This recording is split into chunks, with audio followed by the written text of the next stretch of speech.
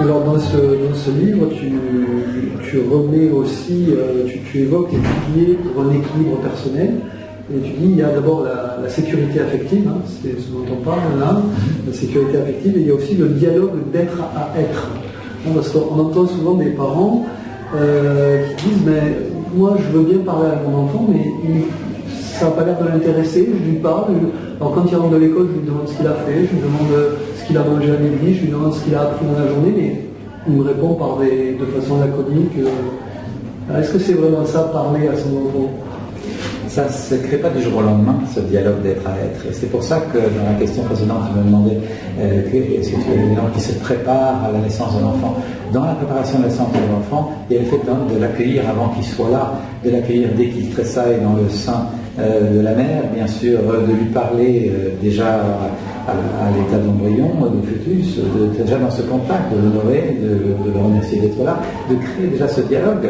Les enfants, on le sait de plus en plus par des analyses qui permettent de remonter très tôt dans la mémoire, perçoivent les climats dans lesquels ils grandissent. Et donc on a créé d'emblée un climat d'empathie, de lien, de convivialité, en sorte que bien sûr, dès qu'il va apparaître au grand jour, on va maintenir ce lien-là, et dès qu'il aura, même s'il n'a pas encore la parole, on va maintenir le fait qu'on tisse le lien sans arrêt, on est en empathie avec lui, on est proche de ce qu'il ressent.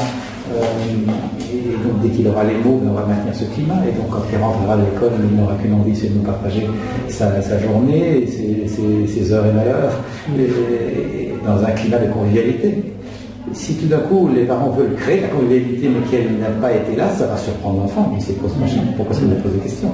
Donc nous avons besoin d'en prendre l'habitude le plus tôt possible. Ça ne veut pas dire qu'on ne peut pas recréer cette habitude, mais ça prendra peut-être un peu plus de temps. Là il y a des techniques, j'imagine, mais je pense que l'approche de préparation sur la personne, par exemple, de Carl Rogers, c'est un bon outil, par exemple. Bien sûr, c'est un très bon outil.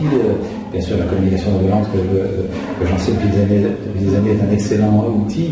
La proposition de l'approche faveur et massage est très excellente aussi. Parler aux enfants pour qu'ils nous écoutent et les écouter pour qu'ils nous parlent. C'est une jolie proposition, très pertinente.